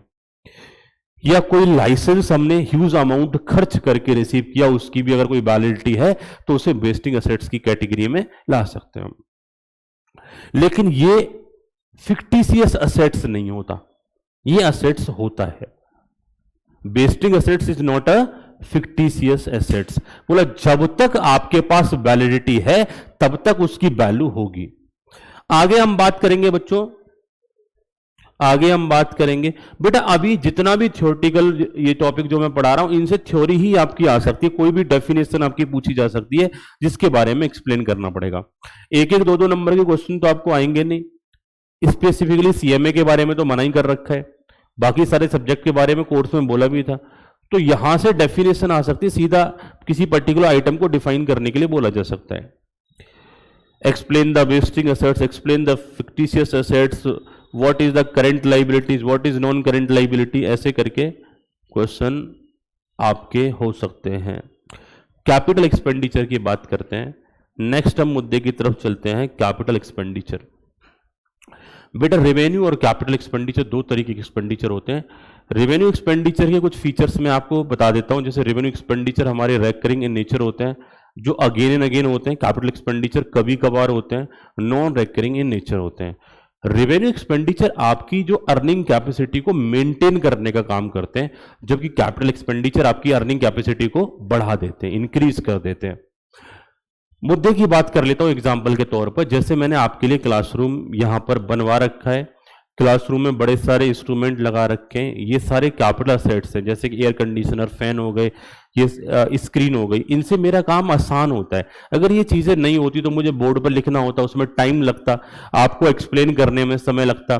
दूसरी बात यह है कि जैसे मान के चलो ये फैन और एसी क्लासरूम में नहीं होते तो फिर क्या होता, थोड़ी देर के लिए मैं इधर पढ़ाता, फिर आपको पसीने आते, फिर मैं हवा करने आता आपकी, फिर आपके पसीने सुखाता, फिर आपके पसीने सूख जाते, फिर मैं पढ़ाने लगता। फिर दूसरा बच्चा कहता सर मुझे भी गर्मी लग रही है, फिर मैं उसकी गर्मी उसे हवा करता, तो पढ़ाई हो पाती क्या? बच्चे बोले नहीं सर फिर हम इधर पढ़ते ही नहीं। बोला फिर तो हम मेट्रो के नीचे खुली हवा में बैठ करके पढ़ते। मेट्रो के नीचे भी बैठ के हम नहीं पढ़ पाते ना बेटा, इधर से जैसे भी पढ़ाता उधर से कोई हॉर्न बजा के चला जाता, फिर बच्चे कहते सर सुनाई नहीं दिया दोबारा बोलो। तो हमारा जो पर्पज है वो सॉल्व नहीं हो पाता। ये कैपिटल एक्सपेंडिचर किया तो इसकी वजह से हमारी अर्निंग कैपेसिटी बढ़ी है। बोला सर कैसे बढ़ी है? अगर मैं मेट्रो के नीचे पढ़ाने के लिए आपको बोल देता तो टीचर यही रहता, नॉलेज यही रहती, बुक यही रहती, ओरली बोल सकता था, लेकिन आधे क्या सारे बच्चे भाग जाते, बोले सर इधर पढ़ेंगे, इधर सारी दुनिया हमें देखते हुए जा रही है, इधर गर्मी लग रही है। क्लासरूम में हम शांति से पढ़ सकते हैं, हम कॉन्सेंट्रेट कर सकते हैं, लेकिन उधर तो हमारी पढ़ाई नहीं हो पाएगी। तो ये सारी चीजें मेंटेन करने से क्या मेरी अर्निंग कैपेसिटी बढ़ी? हाँ या ना? लेकिन ये खर्चे के साथ साथ मैं एक खर्चा और कर रहा हूं, वो है इलेक्ट्रिसिटी एक्सपेंसेस। बिजली का हर महीने बिल आता है, उसको भी मैं भरता हूं, वो रेगुलर आता है, वो अर्निंग कैपेसिटी को बढ़ाता नहीं है, वो अर्निंग कैपेसिटी को मेंटेन करता है, जैसी है वैसी ही मेंटेन करता है। ऐसा तो है नहीं कि इलेक्ट्रिसिटी आई आपने कहा बिजली आ गई अब पढ़ने की जरूरत नहीं है, बस फैन चल गया एसी चल गया, वो सिर्फ आपकी अर्निंग कैपेसिटी को मेंटेन कर रहा है। तो रेगुलर खर्चे जो होते हैं वो हमारी अर्निंग कैपेसिटी मेंटेन करते हैं। जैसे हमने कोई व्हीकल खरीदा तो वो कैपिटल एक्सपेंडिचर, और रेगुलर बेसिस पर डीजल पेट्रोल भरवा रहे हैं, रिपेयर मेंटेनेंस करवा रहे हैं तो रेवेन्यू एक्सपेंडिचर। एक बात और मैं आपको कन्वे करता हूं, लेट सपोज आपने कोई व्हीकल खरीदा, आपने कोई व्हीकल खरीदा और वो व्हीकल खरीदा पुराना। जैसे बाइक खरीद के लाए आप, जिस दिन लेके आए उस दिन कंधे पे रख के लाए थे उसे, क्योंकि बाइक में ना तो टायर थे ना चलने की कंडीशन में थी, फ्रेम ही फ्रेम था, इंजन था, तो उसे कंधे पर रख के लाए। मतलब बाइक की जो कैपेसिटी थी, ऑपरेटिंग कैपेसिटी 0 थी। अब आपने ऑपरेटिंग कैपेसिटी को चेंज करवाने के लिए, ठीक करवाने के लिए, बढ़ाने के लिए आपने क्या प्रयास किया? बोला ऑपरेटिंग कैपेसिटी को ठीक करवाने के लिए उसकी ओवरऑलिंग करवाई, उसका इंजन ठीक करवाया, टायर ठीक करवाए, अलग से 10,000 की पुरानी बाइक खरीदी और 20,000 रुपए और लगाए। अब ये 30 का 30,000 रुपए हमारा कैसा खर्चा हो गया? कैपिटल एक्सपेंडिचर, क्योंकि बाइक की कैपेसिटी बढ़ गई इससे। पहले तो वो चलने लायक ही नहीं थी जिस दिन खरीदी थी, लेकिन जैसे ही पैसा खर्च किया अब वो चलने लगी। ऑन द अदर हैंड, अब मैं दूसरे एग्जाम्पल पे जा रहा हूं। 1 लाख रुपए की नई बाइक खरीदी, पहले दिन ही जबरदस्त तरीके से एक्सीडेंट कर दिया बाइक का कवाड़ा। अब उस पर 30,000 रुपए आपने खर्च करे और वो पहले जैसी दोबारा से हो गई। अब मुझे बताओ 30,000 रुपए खर्च करने के बाद वो बाइक रहेगी या हेलीकॉप्टर बन जाएगा? बाइक ही रहेगी। कैपेसिटी उतनी स्पीड से चलेगी पहले चल रही थी या कम या ज्यादा चलेगी? बोला करीब करीब वही कैपेसिटी मेंटेन रहेगी। मतलब उसकी कैपेसिटी में जब कोई इंप्रूवमेंट नहीं हुआ तो किया गया खर्चा कैपिटल एक्सपेंडिचर ना होकर के क्या होगा, रेवेन्यू एक्सपेंडिचर। आपको याद हो 11th क्लास में ये चैप्टर पढ़ाया गया होगा, उस दौरान बोला गया होगा कि सिनेमा थिएटर की जो सीट खराब थी उनको दोबारा से बनवा दिया, तो वो रेवेन्यू एक्सपेंडिचर, और नई सीट लगवा दी तो वो क्या हो गया, कैपिटल एक्सपेंडिचर। एडिशनल सीट लगवा दी, एडिशनल सीटिंग हो गई तो अर्निंग कैपेसिटी बढ़ गई, और वही पुरानी सीट को ठीक करवाया तो कैपेसिटी मेंटेन रही, तो वो कैसा रहा, रेवेन्यू एक्सपेंडिचर। तो जब भी हम बात करते हैं अर्निंग कैपेसिटी बढ़ने पर कैपिटल, अदरवाइज आपके रेवेन्यू एक्सपेंडिचर होते हैं। तो कोई भी खर्चा करो, कैपिटल एक्सपेंडिचर जब भी हम असेट्स खरीदते हैं तो वो हमारी अर्निंग कैपेसिटी को बढ़ा देती हैं। This represent the expenditure incurred. अच्छा एक बात और है, खर्चा चाहे रेवेन्यू करो या कैपिटल, वो करना ही पड़ता है, वो एक्सपेंसेस तो इनकर्ड होता है। अब एक्सपेंसेस हमारे बिजनेस की कैपेसिटी को बढ़ाएगा तो कैपिटल में क्लासिफाई कर देते हैं, अगर मेंटेन रखेगा तो रेवेन्यू में। एग्जांपल के तौर पर एम्प्लॉइज को दी जाने वाली सैलरी रेवेन्यू एक्सपेंडिचर होता है, क्योंकि वो कैपेसिटी को मेंटेन करके चलते हैं। हर महीने सैलरी दोगे तो वो कैपेसिटी उतनी ही रहेगी। This represents the expenditure incurred for the purpose of acquiring a fixed assets for which it is intended to be used over a long term. और ये असेट्स आप लॉन्ग टर्म के लिए कहीं ना कहीं इस्तेमाल करते हो for earning profit therefrom, और उस असेट्स की वजह से आपको प्रॉफिट मिलते चले जाएंगे, प्रॉफिट कमाते चले जाओगे। तो जैसे जैसे असेट्स बढ़ाओगे वैसे वैसे आपकी अर्निंग कैपेसिटी इंक्रीज हो जाएगी। एग्जाम्पल के तौर पर amount paid by a computer, amount paid to buy a computer for the office use is a capital expenditure, और capital expenditure form a part of the balance sheet. और जितने भी capital expenditure होते हैं, assets purchase करे जाते हैं, वो बैलेंस शीट में दिखाए जाते हैं। और रेवेन्यू एक्सपेंडिचर कहां पे दिखाई जाएंगे, पीएनएल में दिखाई जाएंगे, ट्रेडिंग में दिखाई जाएंगे, या फिर अगर कंपनीज का स्टेटमेंट बना रहे हैं तो स्टेटमेंट ऑफ पीएनएल के नाम से उसे जाना जाएगा। रेवेन्यू एक्सपेंडिचर की बात करेंगे, this represent the expenditure incurred to earn revenue for the current period. Benefit of revenue expenses get exhausted in the year of incurrence. बोला जो रेवेन्यू एक्सपेंडिचर होते हैं उनका जो भी बेनिफिट है वो करंट ईयर में ही एग्जॉस्ट हो जाता है। अब बेटा यहां पर ना एक समस्या है, कई बार ना कुछ छोटे मोटे ऐसे स्टेशनरी आइटम होते हैं जो सालों साल चलते हैं। जैसे आपने स्टेपलर परचेज किया, मुझे एक बात बताओ, एक साल में ही खत्म हो जाता है या सालों साल चलता है? मुझे लगता है आपने कोई बचपन में खरीदा होगा स्टेपलर, वो अब तक चल रहा होगा आपका, वो 5-5, 10-10 साल, 15-15 साल चल जाता है, डिपेंड करता है आपने खो ना दिया हो। तो वो तो बिजनेस में भी ऐसा होगा कि छोटा सा स्टेपलर, पंच मशीन, ऐसी जो मशीनें होती हैं वो कई बार ना बहुत लंबे टाइम तक चलती हैं। तो क्या उन्हें असेट्स में क्लासिफाई करें? क्या बैलेंस शीट में दिखाएं स्टेपलर ₹30, पंच मशीन ₹25, ऐसे करके बैलेंस शीट बन जाएगी, यहां से लेके मुंबई तक बैलेंस शीट पर हाईवे बन जाएगा आपका। तो इतना ज्यादा हमें छोटे छोटे आइटम जो बहुत लंबे टाइम तक चलते हैं, टेक्निकली वो असेट्स में क्लासिफाई हो जाने चाहिए, लेकिन हम उन्हें असेट्स में क्लासिफाई ना करके कहां कर देते हैं, नॉमिनल वैल्यू होने की वजह से मिसलिनियस में डाल करके स्टेशनरी में डाल देते हैं, और स्टेशनरी हमारी पीएनएल में ट्रांसफर कर दी जाती है। तो डेफिनेशन के अकॉर्डिंगली तो वो रेवेन्यू एक्सपेंडिचर नहीं है, वो कैपिटल में क्लासिफाई होना चाहिए, बट क्योंकि वो नॉमिनल वैल्यू का होता है इसीलिए कई बार हम उसे इग्नोर कर देते हैं। This represent the expenditure incurred to earn revenue of the current period, और इसका बेनिफिट है वो कहीं ना कहीं एग्जॉस्टेड हो जाता है इन द ईयर ऑफ इनकरेंस। जहां जिस ईयर में खर्चा करते हो उसी ईयर में बेनिफिट उसका मिलता है, तो उसे रेवेन्यू एक्सपेंडिचर में क्लासिफाई किया जाएगा। एग्जाम्पल के तौर पर repair, insurance, salary, wages, it form part of the income statement. और जितने भी रेवेन्यू आइटम होते हैं उसे इनकम स्टेटमेंट का पार्ट हम बना देते हैं। आगे हम बात करते हैं बैलेंस शीट। इसे स्टेटमेंट ऑफ फाइनेंशियल पोजीशन बोला जाता है। इसकी एक साइड में सारे असेट्स, दूसरे साइड में सारे लाइबिलिटीज। लाइबिलिटीज को सोर्स ऑफ फाइनेंस बोला जाता है, असेट्स को एप्लीकेशन ऑफ फंड या एप्लीकेशन ऑफ फाइनेंस बोला जाता है। जब जब हम किसी पर्टिकुलर बैलेंस शीट को डिफाइन करते हैं तो उसमें इन्होंने बोला कि हम वहां पर लिस्ट आउट करते हैं liabilities, all assets, liabilities and capital as on a particular date only. आप देखते हो कि बैलेंस शीट का जो हेडर बनाया जाता है, balance sheet of so and so, साथ ही साथ लिखा जाता है एज ऑन।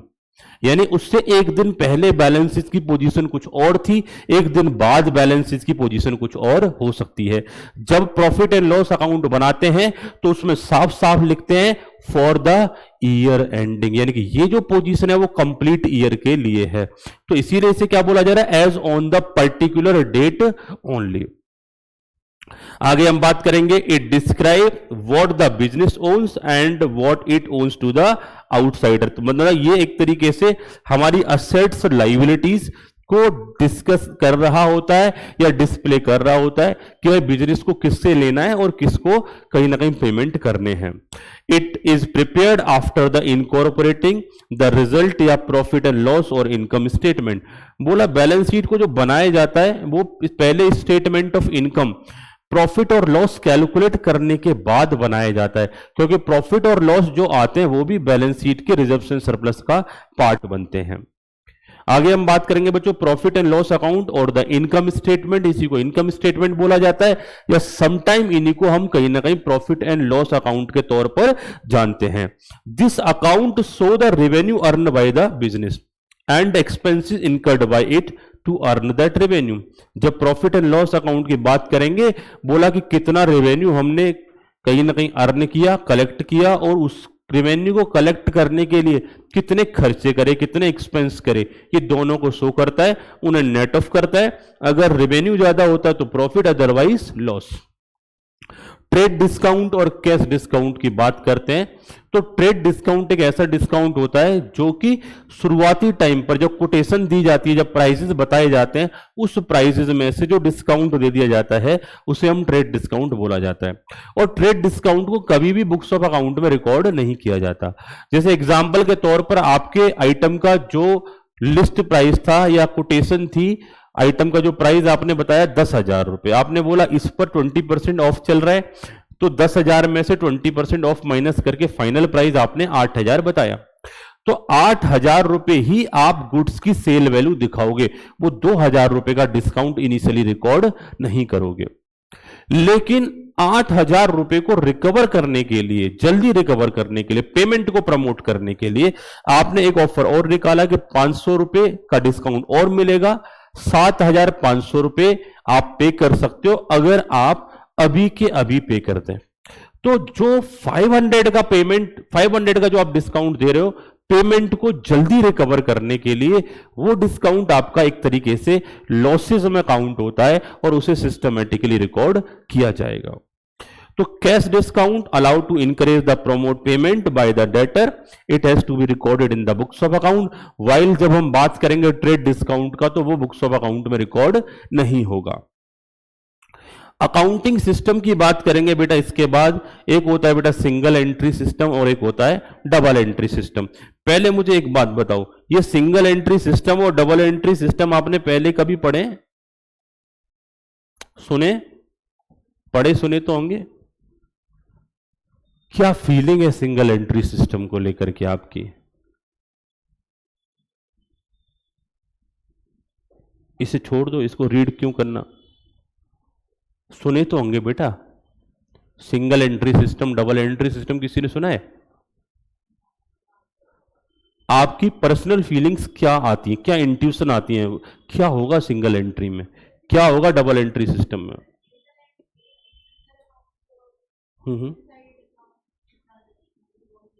सिंगल एंट्री में सिंगल अकाउंटिंग होगा, डबल एंट्री में डबल अकाउंटिंग होगा। आई थिंक आप ये कहना चाहते हैं सिंगल एंट्री में, जैसे सर एक एंट्री के दो पार्ट होते हैं, एक डेबिट और दूसरा क्रेडिट, तो उनमें से एक ही पार्ट रिकॉर्ड किया जाएगा तो वो सिंगल एंट्री हो गया। ऐसा कुछ नहीं है बेटा कि सिर्फ डेबिट ही रिकॉर्ड किया जाएगा या क्रेडिट ही रिकॉर्ड किया जाएगा। बड़े ध्यान से सुनना, देखो अभी आपके ना कंसेप्ट ना क्लियर होने चाहिए, वाइडर होने चाहिए। आपको ये किताबी नॉलेज रटोगे ना तो इंस्टीट्यूट कहीं भी फंसा लेगा आपको। लिखित में ले लो मेरे से, गारंटेड, वो आपको पास नहीं होने देगा। अगर एक बिजनेस माइंडेड होकर के पढ़ाई करोगे तो आप जल्दी से सफलता पालोगे, क्योंकि बिजनेस माइंडेड होने वाला बच्चा ना वो टॉपिक्स को थोड़ा सा कंसंट्रेट करता है, एक वाइडर तौर से वो सोचता है चीजों को, तो जब कभी घुमा के क्वेश्चन आता है ना तो वो रिप्लाई कर देता है। बाकी जो टू द पॉइंट वाला कि ये सुना ऐसे ही मैं आंसर कर दूंगा, तो वो एग्जाम टाइम पर उसके साथ क्या होता है, पूछा कुछ जाता है, वो आंसर कुछ और करके आ रहा होता है, ये दिक्कत आती है। तो थोड़ा सा आपको सोचने की जरूरत है। देखो, सिंगल और डबल एंट्री को फील करो। घर पर आपने अपने फादर को काउंटिंग करते हुए देखा है? करते या नहीं करते? पहले आपके पापा ये बताओ, काउंटिंग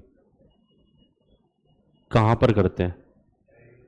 एक डायरी होगी, कुछ लोगों के पास तो लाल कलर की होती है, वो मार्केट से आती है, रेड कलर की होती है, उस पर सिलाई टाइप की हो रही होती है उसके कवर पर, ठीक है। और कुछ लोग ना जैसे मार्केट से फैंसी डायरी परचेज कर लेते हैं, जैसे ईयरली डायरी 2015, 16, 17, 18, वो एक साल की डायरी में वो अपना हिसाब किताब लिखते हैं, जो भी उनके मन में आता है। कई बार वो अपने घर के खर्चे को लिख लेते हैं, कई बार उन्होंने जिसको पैसे दिए उसको रिकॉर्ड कर लेते हैं।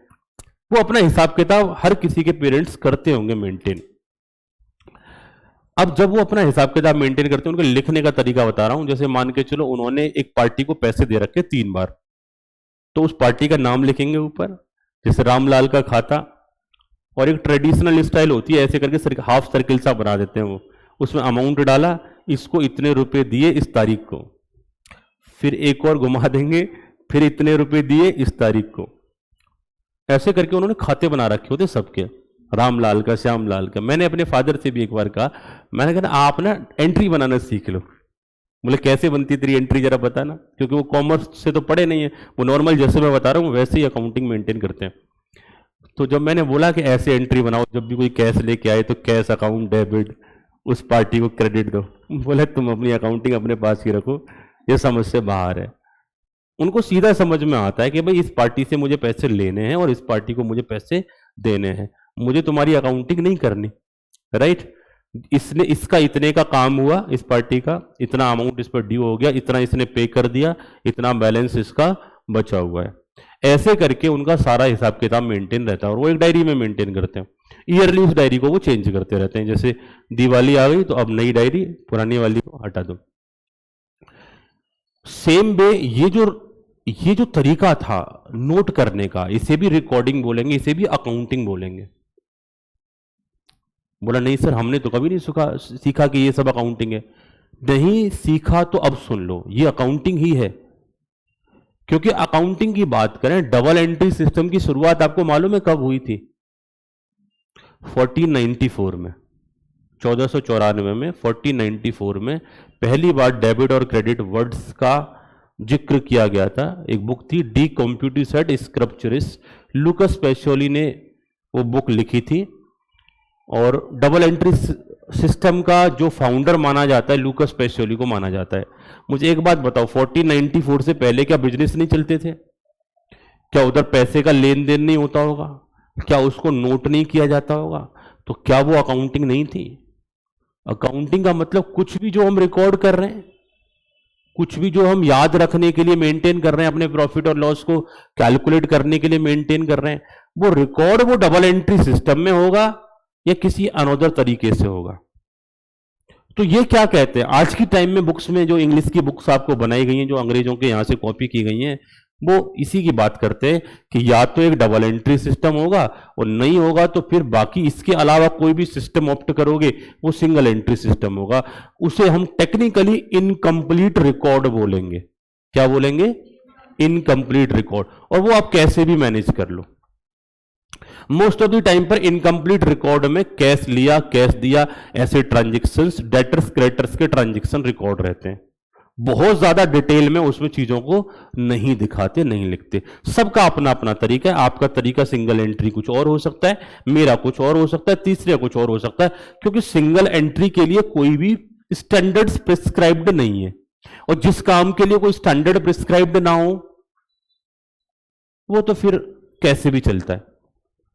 बेटा लैंग्वेज के लिए जब आप दोस्तों के साथ बात करते हो कोई स्टैंडर्ड प्रिस्क्राइब्ड होता है कि ऐसे ही बात करना है, जैसे मर्जी बात कर लेते हो, रफ लैंग्वेज में, कब बढ़िया लैंग्वेज में, ठीक है। डिपेंड करता है आपके ऊपर, माहौल कैसा चल रहा है, मूड कैसा चल रहा है, ठीक है। तो कोई स्टैंडर्ड जब किसी के लिए प्रिस्क्राइब नहीं होता ना तो फिर काम कैसे भी होता है। तो सेम वे सिंगल एंट्री के लिए कोई स्टैंडर्ड नहीं है, डबल एंट्री के लिए बहुत सारे कंसेप्ट्स एंड कन्वेंशन है, बहुत सारे अकाउंटिंग स्टैंडर्ड बने हुए हैं, तो वो स्टैंडर्डाइज है। वो प्रोसेस क्या है? स्टैंडर्डाइज है। तो सिंगल एंट्री को अगर डिफाइन करोगे, अगर किसी को बताने लगे तो क्या बोलोगे? इट इज इनकम्प्लीट रिकॉर्ड्स, या incomplete double entry is known as single entry. Double entry के अलावा किसी भी तरीके से अकाउंट मेंटेन कर लो, नोट डाउन कर लो, अपने हिसाब को मेंटेन कर लो, वो सब सिंगल एंट्री है।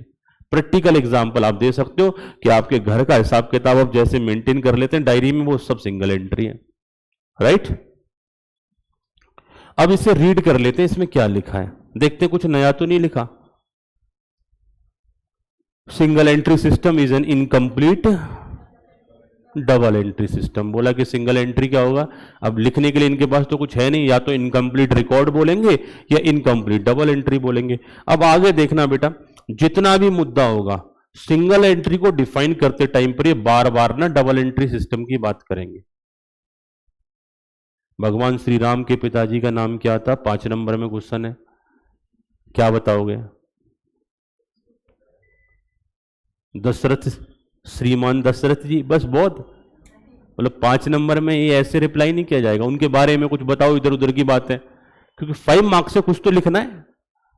अब जब आंसर जब छोटा हो ना, आंसर तो यही खत्म हो गया, इनकम्प्लीट रिकॉर्ड्स ही हमारा सिंगल एंट्री होता, बट इतना लिख दोगे सिंगल एंट्री में तो 5 मार्क्स थोड़ी ना मिल जाएंगे। अब फिर क्या करो, बार बार डबल एंट्री के बारे में बात करो और बोलो ऐसा सिंगल एंट्री में नहीं होता। तो अब आगे देखना कुछ कुछ ऐसा ही कहानी आपको मिलेगा, क्योंकि आगे कुछ नया तो इसमें है नहीं। In case of double entry system of book keeping, क्या बात कर रहा है? In case of double entry system of book keeping both the aspect of every transaction are recorded, how in case of single entry the business house ignore the strict rule of double entry. बोला double entry system में दोनों aspect record होते हैं, जबकि single entry में ऐसा नहीं होता। तो ये बात तो पहली लाइन ने क्लियर कर दी थी कि ये इनकम्प्लीट डबल एंट्री होता है। User of this system maintain only the essential record. इन्होंने बोला जब सिंगल एंट्री की बात करते हैं तो यहां पर यूजर ना सिर्फ और सिर्फ जरूरी अकाउंट या रिकॉर्ड मेंटेन करता है। अब डेफिनेशन छोटी पड़ रही थी तो किसी ऑथर को उठा के ले आए। अकॉर्डिंग टू कोलर, बोला कि एक ऑथर की डेफिनेशन डाल देते तो कंटेंट थोड़ा बड़ा सा हो जाएगा। अब कोलर कुछ नया थोड़ी ना डिफाइन कर देगा, बात तो वो भी ऐसे ही करेगा। बोला a system of book keeping in which as a rules only record of the cash and personal accounts are maintain. बोला कि जहां पर मोस्टली कैश और पर्सनल अकाउंट के रिकॉर्ड मेंटेन होते हैं उसे क्या बोला जाएगा? सिंगल एंट्री, क्योंकि सारे के सारे अकाउंट्स या रिकॉर्ड्स तो मेंटेन नहीं हो रहे।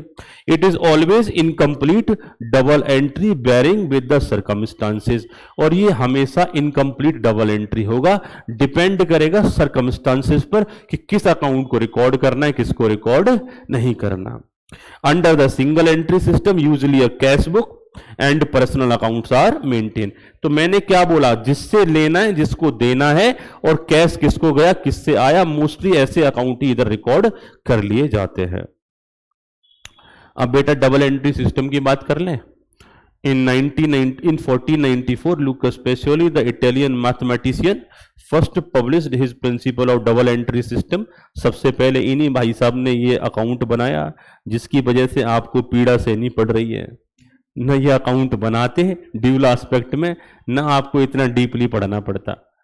बेटा अगर ये नहीं पढ़ते ना तो इससे भी खतरनाक पढ़ते, इससे भी खतरनाक अकाउंटिंग भारतीय बही खाता प्रणाली, जो मुड़िया भाषा में लिखी जाती थी। आपने पुराने टाइम की मूवीज में देखा होगा, जो सोने की दुकानें होती थी उन पर ना जनरली चोर चोरी करने जाया करते थे, तो वहां लाला जी ने एक लंबी सी बही लेके बैठे रहते थे टोपी लगा करके।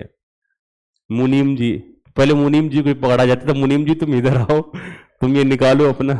अब वो मुनीम जी आगे जाकर के बन गए चार्टर्ड अकाउंटेंट, ठीक है, कंपनी सेक्रेटरी, कॉस्ट अकाउंटेंट। मुनीम जी में वेरिएशन हो गए आगे जाकर के। तो मुनीम जी को पकड़ लिया जाता था। वो मुनीम जी एक लाल कलर की बही होती थी, कई फोल्ड में, नाम खाते जमा खाते ऐसे करके उसमें अकाउंटिंग करनी पड़ती थी। नाम खाते का मतलब डेबिट और जमा खाते का मतलब क्रेडिट हुआ करता था। कंसेप्ट हमारा सेम था, बट समस्या क्या थी कि ये इंग्लिश वाली चीजों में सॉफ्टवेयर बनते चले गए और हिंदी वाली चीजों के सॉफ्टवेयर नहीं बने। तो कंसेप्ट वो बिल्कुल एकदम ऐसा ही था जैसा आज की डेट में हम डबल एंट्री सिस्टम में यूज करते हैं, बट वो हिंदी लैंग्वेज में हुआ करता था एज इट इज। वहां पर भी नाम जमा सारा कंसेप्ट चलता था। तो 1494 में लूकास पेसोली ने जो ये चीजें ड्राफ्ट करी, डबल एंट्री सिस्टम से रिलेटेड डेबिट क्रेडिट का कहीं ना कहीं जिक्र किया, ये सारी चीजें आगे जाकर के डबल एंट्री सिस्टम, एक full fledge double entry system के तौर पर आगे जाकर के निकल के आई। Feature of the double entry system, double entry system में आपको क्या क्या देखना पड़ता है। हालांकि जो डबल एंट्री सिस्टम के बारे में हम जो डिस्कस कर रहे हैं, जो पढ़ाई कर रहे हैं, जो रिकॉर्डिंग में, जो क्लासिफिकेशन में सीखा, अब वही सारे फीचर्स वगैरह हमारे यहाँ निकल के आएंगे। देखना बेटा, पहला है one party giving the benefit and other party receiving the benefit. Double entry system में क्या होता है, एक बेनिफिट प्रोवाइड करता है तो दूसरा बेनिफिट रिसीव करता है। Every transaction is divided into two aspect, first one is debit, second one is credit. Every debit must have it's corresponding और इक्वल क्रेडिट। बोला हर एक डेबिट का एक कॉरस्पॉन्डिंग और इक्वल क्रेडिट होता है, जितना डेबिट होगा उतना क्रेडिट होगा। क्लियर बेटा, डेबिट को हम डीआर से रिप्रेजेंट करते हैं और क्रेडिट को डीआर से रिप्रेजेंट करते हैं, क्रेडिट को सीआर। तो क्रेडिट को तो समझ में आता है, सीआर से कर दो। डेबिट को हम डीआर से क्यों करते हैं, उसे तो डीई से करना चाहिए।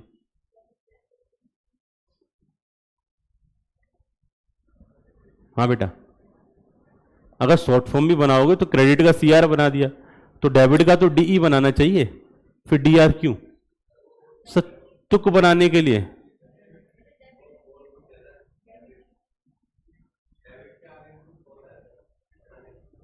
डेबिट रिकॉर्ड और credit record, DR debit record, CR credit record, इसीलिए उन्हें डीआर सीआर बोला जाता है, राइट। मतलब वो क्रेडिट से सिर्फ सीआर नहीं लिया गया, क्रेडिट रिकॉर्ड से सीआर लिया गया है। Advantage of double entry system, double entry system के कुछ फायदे बता सकते हो बेटा? बच्चे कह रहे हैं बताने की जरूरत क्या, आप ही रीड कर दो, हमें कष्ट क्यों दे रहे हो। ठीक है, वैसे ही सुबह से हम परेशान हो रखे हैं और आप शाम को आते आते बोलते हो कि ये भी बता दो वो भी बता दो। ऐसे कैसे, ऐसे थोड़ी ना चलता है सर, इस बात के थोड़ी ना पैसे दिए थे परेशान होने के लिए, बोले आराम से बैठने के लिए पैसे दिए थे। चलो कोई बात नहीं बेटा, हम ही स्टार्ट करते हैं। Advantage of double entry system, पहला है it ensure the arithmetical accuracy of books of account. बेटा जब हम बात करते हैं it ensure the arithmetical accuracy of books of account, यानी कि जब जब हम बात करेंगे डबल एंट्री सिस्टम अगर हम फॉलो कर रहे होते हैं तो डेबिट और क्रेडिट दोनों इक्वल रहने चाहिए। और इसका एक रीजन देखने को मिलता है कि जब हम अकाउंटिंग करते हैं, रिकॉर्डिंग करते हैं, क्लासिफिकेशन करते हैं, जब ट्रायल बनाते हैं, तो ट्रायल का डेबिट साइड और क्रेडिट साइड बराबर आने चाहिए।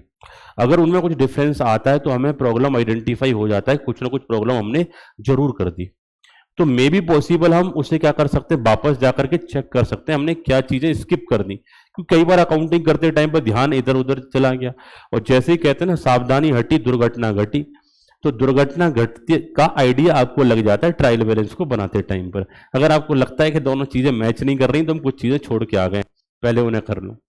तो जब जब हम बात करेंगे कि ये अर्थमेटिकल एक्यूरेसी को कहीं ना कहीं इंश्योर कर देता है, जब डबल एंट्री, जब सिंगल एंट्री सिस्टम बनाओगे तो वहां आप सारी चीजों को रिकॉर्ड ही नहीं कर रहे हो, तो फिर अर्थमेटिकल एक्यूरेसी वहां पर चेक आपकी नहीं हो पाएगी।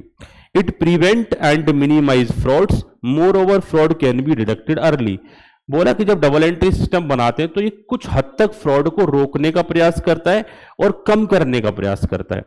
क्योंकि सिंगल एंट्री में क्या होता है कि वहां सारा हिसाब किताब मैनेज ही नहीं होता, रिकॉर्ड ही नहीं होता। अगर कुछ फ्रॉड हो भी गया तो फ्रॉड करने वाले को पता होता है कि जब कोई हिसाब किताब रिकॉर्ड ही नहीं हो रहा, कोई नोट ही नहीं कर रहा, तो बाद में जाके मेरे से क्या पूछा जाएगा।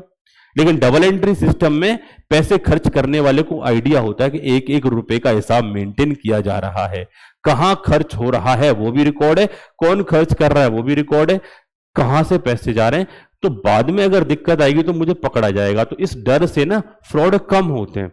तो एक तो फ्रॉड मिनिमाइज हो जाते हैं, दूसरा अगर किसी ने रिस्क लेके फ्रॉड कर भी दिया, क्योंकि रिस्क लेने वालों की कमी नहीं है। हम आप देखते होंगे कि जैसे नॉर्मली क्या ट्रैफिक सिग्नल लगे होते हैं कि भाई ट्रैफिक सिग्नल तोड़ोगे तो फाइन होगा, चालान कटेगा, लेकिन फिर भी कोई रुकता है क्या? बहुत सारी पॉपुलेशन चले जाते हैं, बोला रिस्क ले लो, बच गए तो बच गए, कट गए तो कट गया चालान।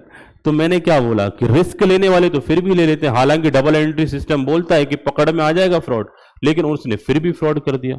तो होता क्या है, वो बाद में जल्दी ही पकड़ में आ जाता है, क्योंकि जैसे ही ट्रायल बैलेंस बनता है कुछ चीजें मिसमैच होती हैं, आइडेंटिफिकेशन हो जाएगा। Errors can be checked and rectified easily. जब जब हम डबल एंट्री सिस्टम की बात करते हैं तो एरर को इजीली चेक किया जा सकता है, रेक्टिफाई किया जा सकता है।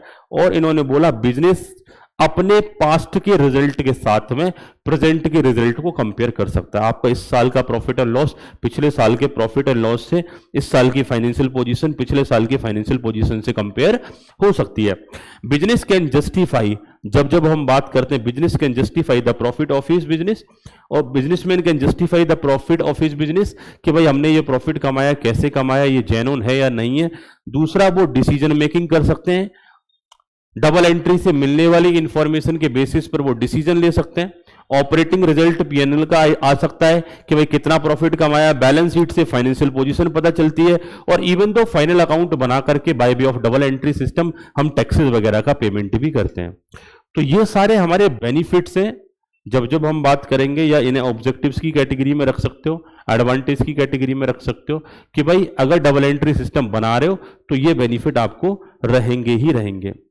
डबल एंट्री सिस्टम के लिमिटेशन, अगर बच्चों लिमिटेशन की बात करें तो लिमिटेशन वो एस्पेक्ट्स होते हैं जिन्हें आप कभी ओवरकम नहीं कर सकते, जिन्हें आप कभी कंट्रोल नहीं कर सकते। जैसे एग्जांपल के तौर पर तैरना नहीं आता, तैरना सीख सकते हो, तो इट्स नॉट योर लिमिटेशन, ये वीकनेस है। क्या उड़ना आता है आपको?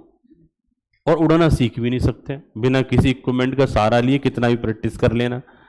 तो उड़ना नहीं आता, तो ये आपकी लिमिटेशन है कि आपका बॉडी स्ट्रक्चर कुछ ऐसा बना हुआ है, आप पक्षियों की तरह नहीं उड़ सकते। तो ऐसे ही हम बात करेंगे, डबल एंट्री सिस्टम की भी लिमिटेशन है कि कितना भी प्रयास कर लो, कितना भी बेहतर डबल एंट्री सिस्टम कर लो, ये प्रॉब्लम्स डबल एंट्री सिस्टम कभी भी सॉर्ट आउट नहीं कर पाएगा। और ये प्रॉब्लम क्या है, ये वीकनेसेस क्या है कि system does not disclose all the errors committed in the books of account. Trial balance tally हो जाने पर बहुत सारी एरर का कहीं ना कहीं आइडिया लग जाता है कि भाई इस टाइप की एरर नहीं होगी, लेकिन ट्रायल बैलेंस टैली होने के बावजूद भी कुछ एरर ऐसी रह सकती हैं जो पकड़ में ना आए। किसी एंट्री को डुप्लीकेट बना दिया आपने या बनाया ही नहीं, तो ट्रायल फिर भी टैली हो जाएगा। बात क्लियर? तो बहुत सारी एरर ऐसी होती है जिनके बावजूद भी ट्रायल टैली कर जाता है। तो ये हम कहते हैं कि हाँ, डबल एंट्री सिस्टम एरर को फाइंड आउट कर लेता है, लेकिन हर एक टाइप की एरर को फाइंड आउट नहीं कर पाता। Trial balance prepared under this system does not disclose certain type of error, और it is costly as it involve the maintenance of number of books of account. बोला double entry system costly है, single entry system तो कोई भी बना लेता है, सब अपने घर पे बना लेते हैं, बिना पढ़े भी बना लेते हैं। साइंस पढ़ी हुई है किसी ने, वो भी सिंगल एंट्री सिस्टम पर अपनी अकाउंटिंग कर लेगा। कोई गवर्नमेंट एम्प्लॉय है, वो भी अपना सिंगल एंट्री सिस्टम पर रिकॉर्ड मेंटेन कर लेगा, उसे कोई कॉमर्स पढ़ने की जरूरत नहीं है। लेकिन डबल एंट्री सिस्टम पर पहले पढ़ो, फिर प्रैक्टिस करो, फिर एक्सपीरियंस लो, देन आफ्टर दूसरों का डबल एंट्री सिस्टम आप मेंटेन कर सकते हो। अगला मुद्दा है बेटा account. Account is defined as a summarise record of transaction relating to a person और अ थिंग्स।